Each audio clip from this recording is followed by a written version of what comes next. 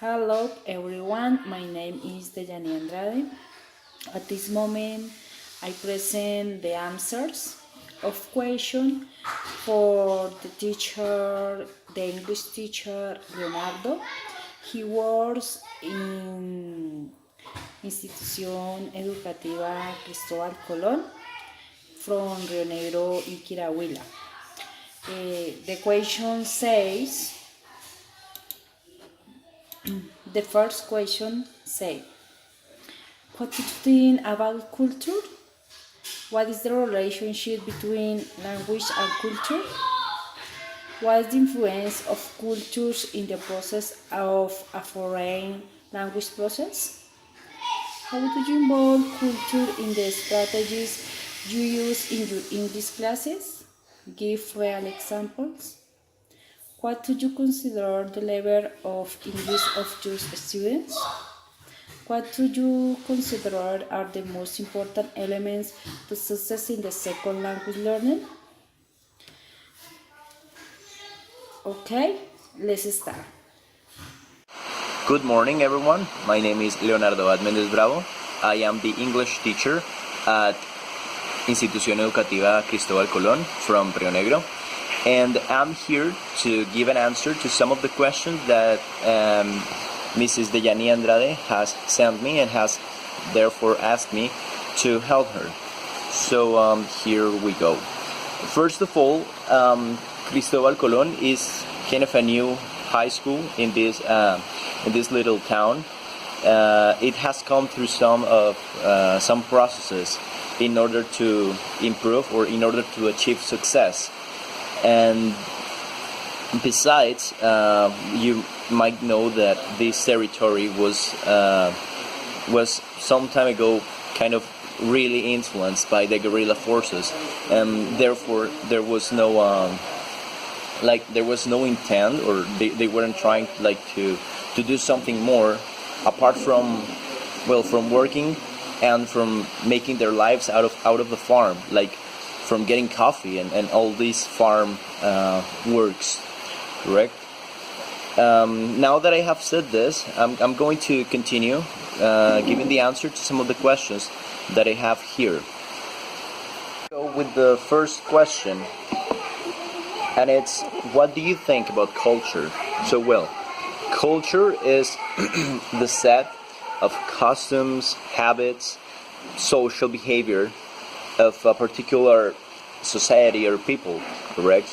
That's what identifies us somehow. Just taking into account, for example, we Colombians, something that is quite particular from our culture, and it's also taken like hilariously, is that we do everything at the last minute. So if we have something to do like on a deadline of 2 weeks, we will do it right the day before it ends, right? So that's what I think about culture, like the set of characteristics that makes us be part of a society. What is the relationship between culture and language? Now we know that culture is all the characteristics that makes us part of a society. Well, now, language is any form of communication, correct? It can be oral, written, visual, etc. And as I was saying, the way we communicate is a sign of our culture. Take into account the way we Colombians are. We do a lot of gestures, right? And it's just because it's part of our culture. I mean, that is what our culture has brought to us. A language itself, a way to communicate among us. Let's take into account, for example, all the gestures we have. When we say a place is packed, like it's full of people, we tend to do this, right? We do a gesture with our hand, and we also do it with our face, right? So those are the characteristics that our culture has influenced our language, or the way we communicate. Okay, so now we have the question of, what is the influence of culture in the language learning process? As I've been telling, culture is what characterizes us, and one of our characteristics is our language, and it's also our our social behavior. Take into account our social behavior. I mean, we usually go to school, right? Because, well, that is our culture.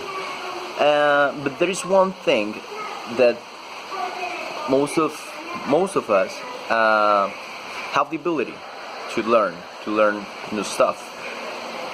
But when, for example, we come from a place like Rio Negro, and I'm not saying that it's a bad place. I'm just saying that this little town is right now starting a big change in their culture, because they now come from a time where they were only working, and nowadays, like, the school and all the staff are doing a big job by trying to make these people understand that there are more ways to have a different life, that you don't only have to go to the farm and start working, but also you can go to a high school, and then you can go to college and do something more with your life, right? So in this way, the culture influences our language learning process. And now that I've been there, I have dealt with a lot of this, because kids still think about going to the farm, and it's also because their parents are still supporting the idea that they should go to the farm instead of finishing high school and do something like greater with their lives. How do I involve culture in the strategies that I use in my English classes?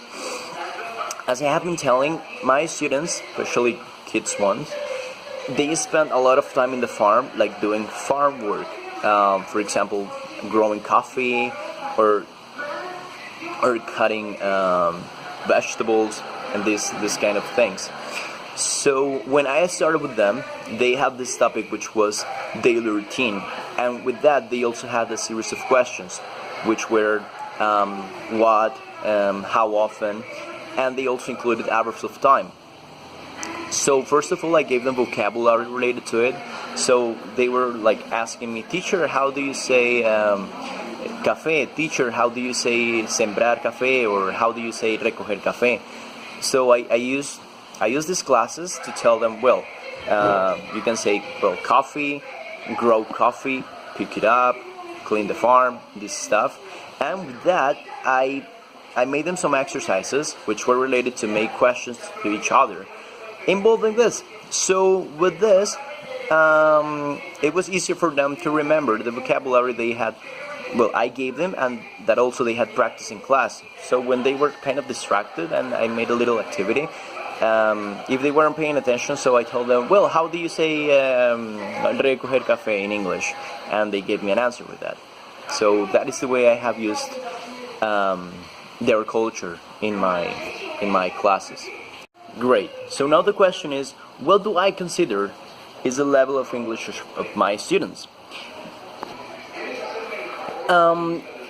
These students have had like a very problematic process with this language. Before me, there were like 3 other teachers. With the first one, they didn't quite understand him, and he spent a lot of time in that school. But kids told me that they weren't really close and they were really shy, so they never said something like, teacher, I don't understand, or teacher, I would like to have something different in my class. Then with them, according to them, the process was kind of frustrating. Then they had another teacher, but she didn't spend much time there. She spent there like only 1 year, and well, she had to like interrupt that process because, well, she had to leave. Before me, there was this other teacher, and he was doing a good job with them. But the same thing, he had another chance, so he had to quit. And then, well, it was me who got there to this institution. I have found different situations with this. Upgraders don't really like studying, and it's, well, because of the culture. They haven't been like really engrossed in studying. They have spent more time in farm work.